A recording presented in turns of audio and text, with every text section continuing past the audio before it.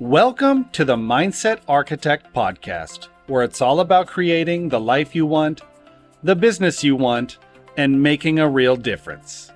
Join us in unlocking the code to true success.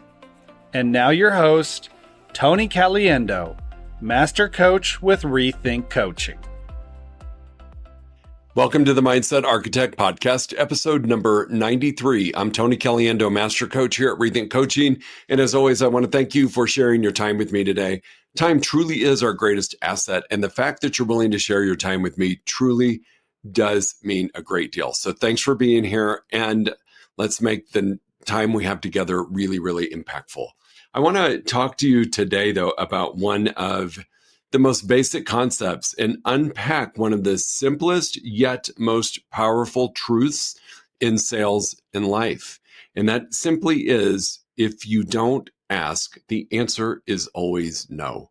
Whether you're in sales, whether it's in life, regardless of the industry that you're in, one of the things that we fail to do is simply what I call the ask, is just ask for what you truly, truly want. And I think there's a few reasons as to why we may not ask, or we're hesitant to ask. And number one, I think, is just because we view it as rejection. You know, if somebody says no, we view that as a rejection to us. Here's what I know. No is not a rejection to us. It's simply data. It's simply feedback from the person that you're speaking to, or that you're working with to sell, or you're working with in life just to navigate life. It really is just data. It's not a reflection of your worth. It might be the timing. It might be their budget. It might be that they don't even see the value yet.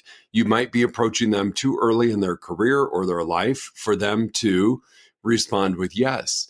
And what I love about that is, don't take it personally.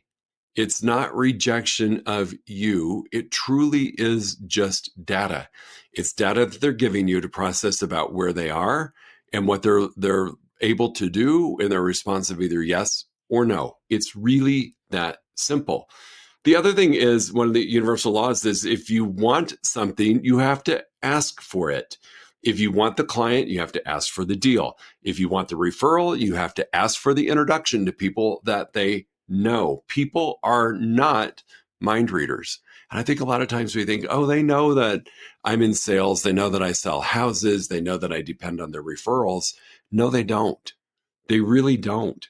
It's really important that we remind them. And I think part of the reason, more than ever, even more important than it was from years ago, is that we portray typically a very successful life and business on social media.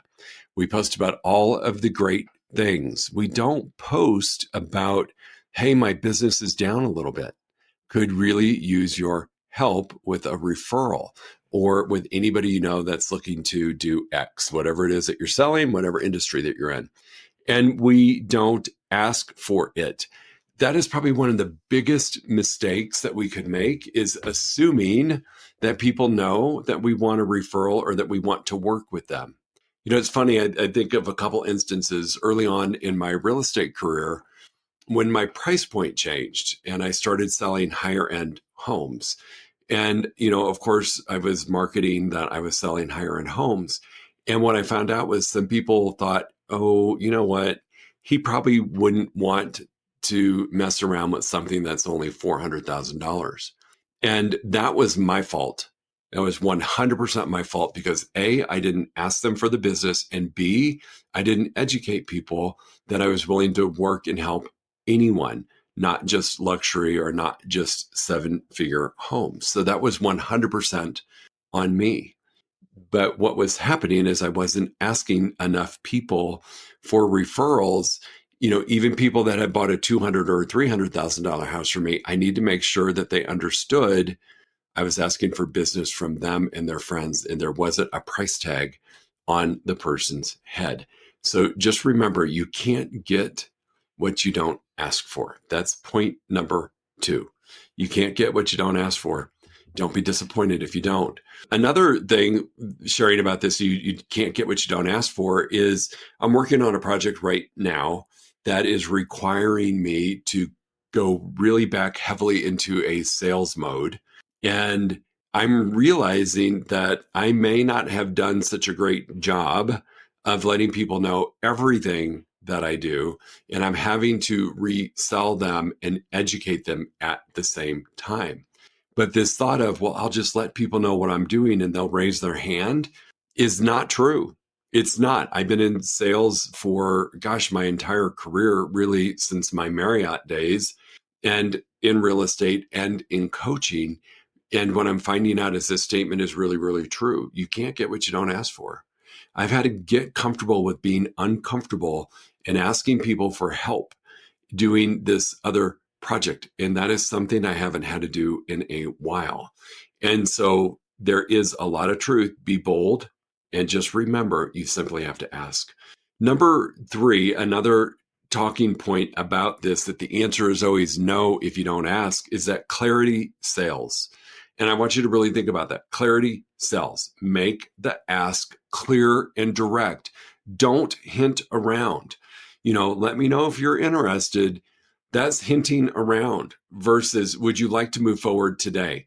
Can we sign the paperwork today? Can I send you the contract right now? What questions do you have before I send you the contract? Don't beat around the bush. Be really, really clear and direct on what you want. I know as a human being, when people are trying or attempting to sell me on something, I really appreciate people being direct. Yes, I like rapport. Yes, I like getting into a relationship and having a little bit of fun in the conversation. But what I appreciate the most is when somebody just comes outright and asks me exactly what they want. Are you open to purchasing this? Are you open to a conversation about this new resource that will help your business grow by X%? Get to the point. I tend to be a high driver, and I appreciate that. However, I know that regardless of what your personality type is, having clarity on what the person who is selling you or asking you in life to do is really important, and it allows you to make a decision much quicker. You're not trying to filter, gosh, do they need help? Is this something they want me to buy? I'm not quite sure what the purpose of this phone call is or this meeting. So clarity sells. Make and ask clear and direct request. If you don't, you're going to confuse or delay or completely derail the person from ever engaging. The 4th point I want to talk about is people respect confidence, not pushiness. There's a huge difference. There's a boutique shop that I like to go visit here in Santa Fe that has phenomenal clothing. And for us in Santa Fe, that's a challenge because we don't have, Neiman Marcus. We don't have Nordstrom's. We don't really have nicer clothing lines. There's a couple stores that are boutique-y. And I will tell you, there's one of them that the salespeople are beyond pushy. There's a difference. I love it when a salesperson can help me and say, hey, you know what? I think this would look great with that. Let me just grab it and tell me what you think. I think they complement each other really well. The experience I had the other day, not long ago, was this salesperson clearly wanted me to buy this punched leather jacket. There are a couple issues with it. That's not what I was looking for. I was really clear on what I was looking for. And this was not at all what I went in there looking for. The other issue with it was $3,500. And that is not what I was looking to spend that day. And the third issue with it it fit everywhere, but for whatever reason, this designer did really, really long sleeves. So I not only was going to have to spend $3,500 on a jacket that I wasn't looking for, I was going to have to spend a lot of money getting it altered. This salesperson carried that from place to place and followed me around. And then when I was paying for what I came in to buy, she had it there and started to write it up on the ticket. There's a difference between confidence and pushy. And I will tell you that turned me off completely. I almost wanted to just say, you know what? I don't want anything. However, I was desperate for the shirt I was buying, and so I went ahead with it. So just keep in mind, there's a distinct difference between believing in what you're offering and being pushy, like you care about the sale, more than you care about the person. She didn't care about what I was in there looking for. I made it very clear when I walked in the door, it's a store that they know me. It's a store that I shop in quite a bit. And I am very particular about what I buy, especially there, because it tends to be a little bit more pricey.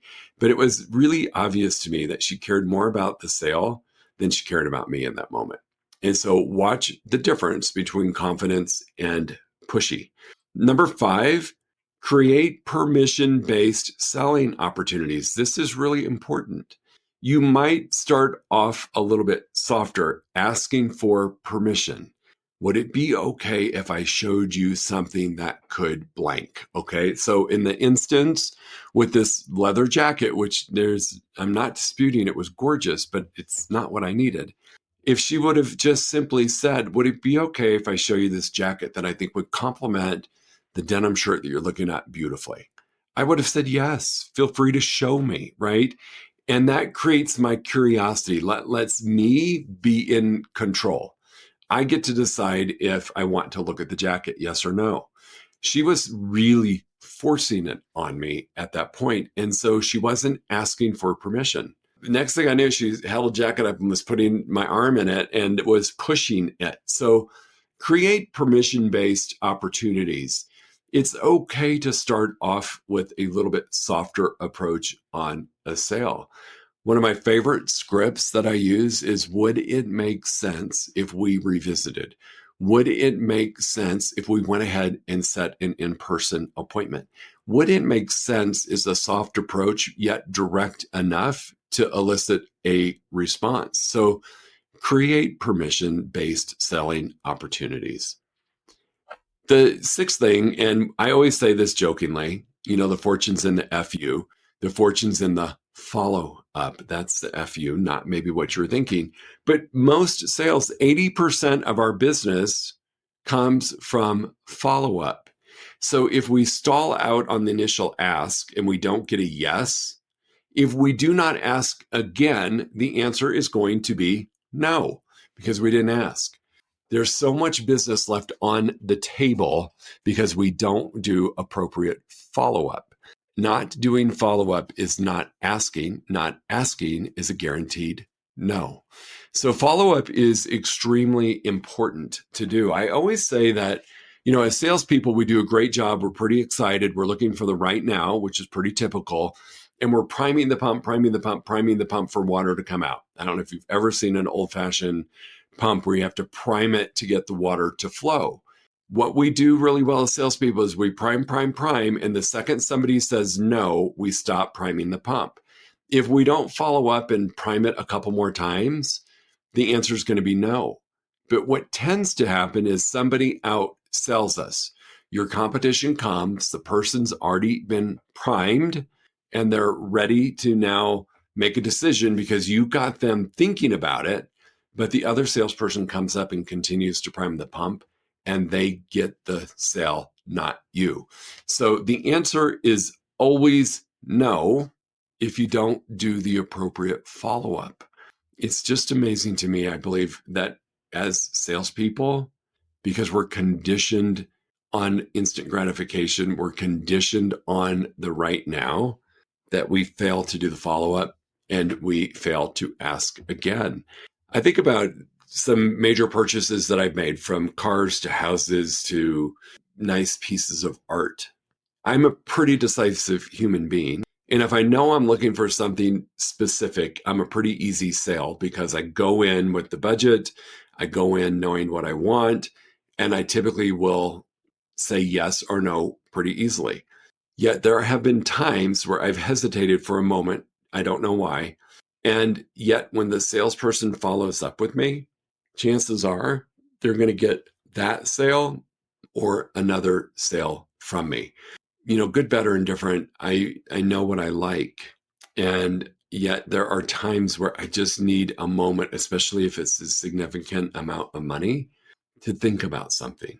And while I'm thinking about it, I might slide into doubt, or I might lose the emotion of what the purchase will do, right? I slide back into logic. And a talented salesperson who uses the power of follow-up as an ask, because if you don't ask, The answer is always no. And if I get a no immediately and I fail to follow up, it's always going to be no. Talented salespeople that have earned my business time and time again are amazing at follow-up. Now, I want to tie follow-up and pushiness together.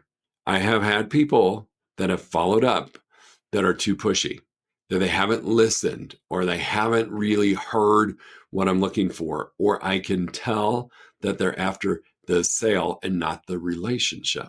So in your follow-up, please keep in mind that there's a difference between the confidence that you would use to follow up and being pushy.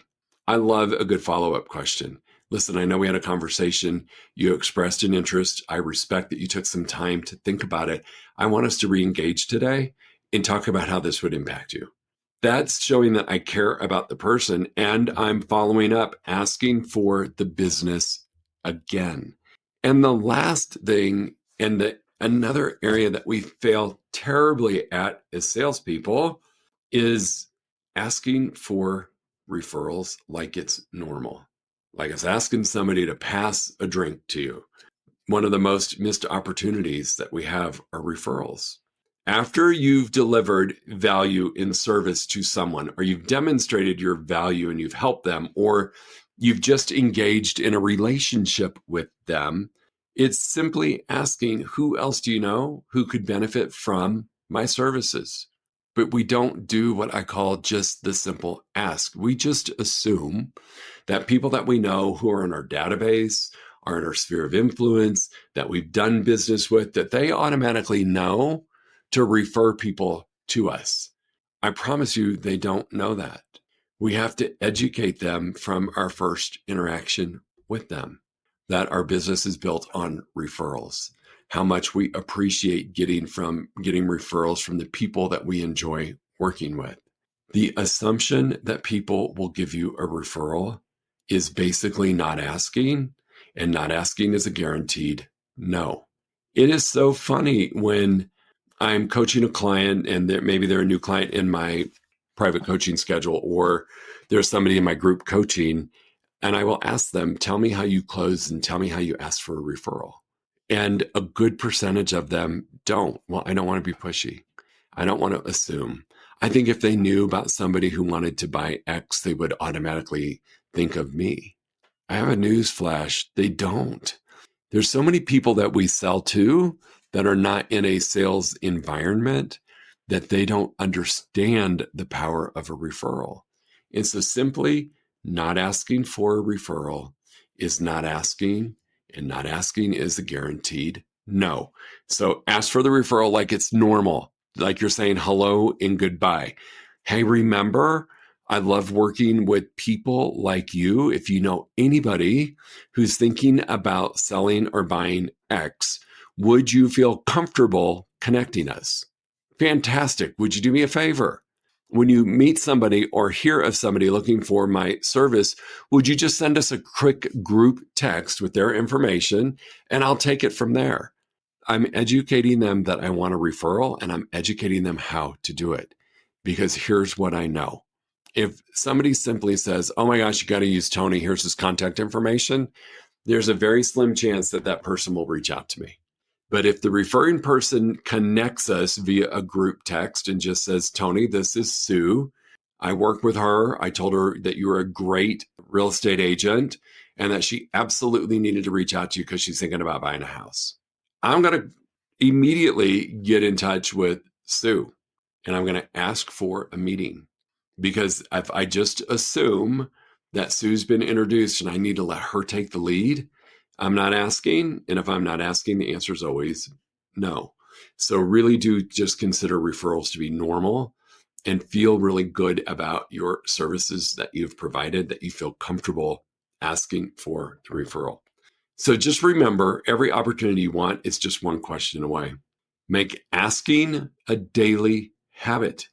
Whether it's asking for the business, the sale, the connection, or the opportunity, whatever it is, own it.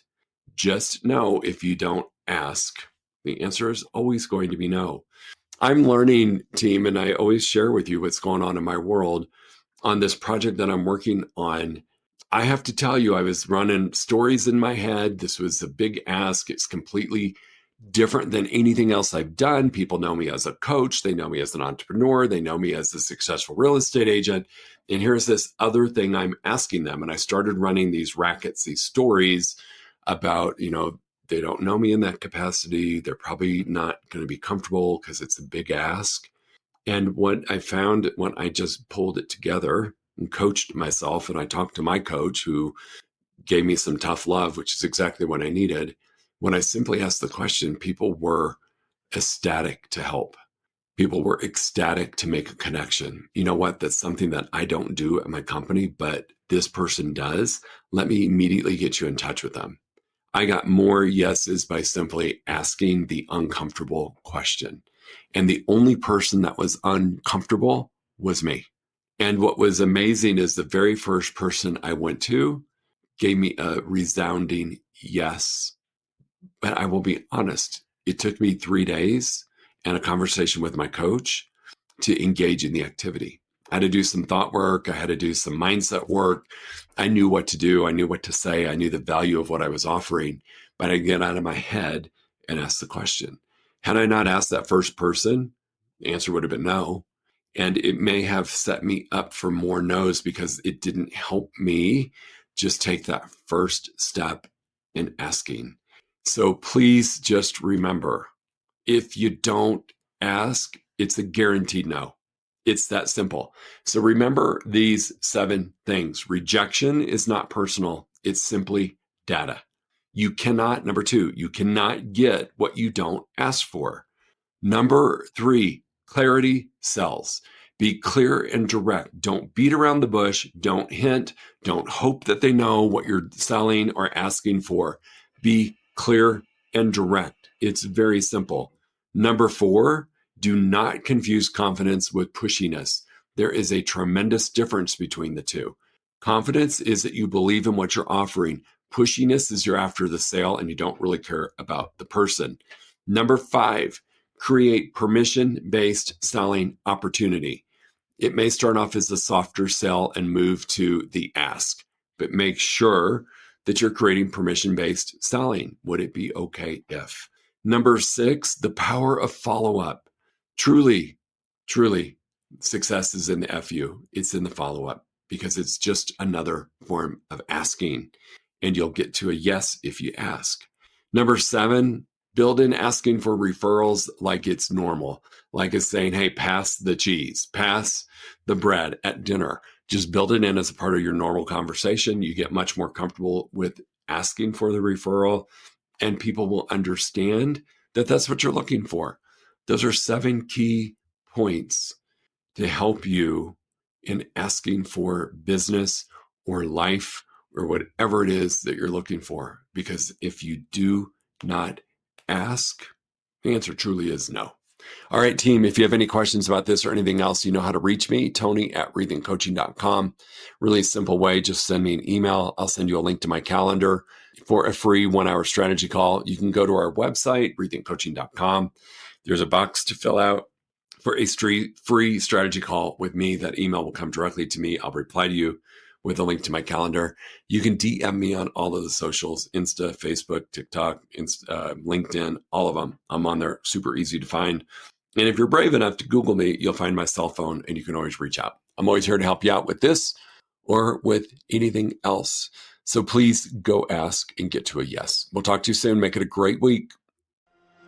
If you enjoyed listening to this podcast, you must come check out the Mindset Architect Group Coaching Program. It's our monthly program where we explore the power of your mindset, help you identify what you truly want in business and life, and then help you reach those goals. Come check us out at rethinkcoaching.com/group-program. That's rethinkcoaching.com/group-program. We'll see you there.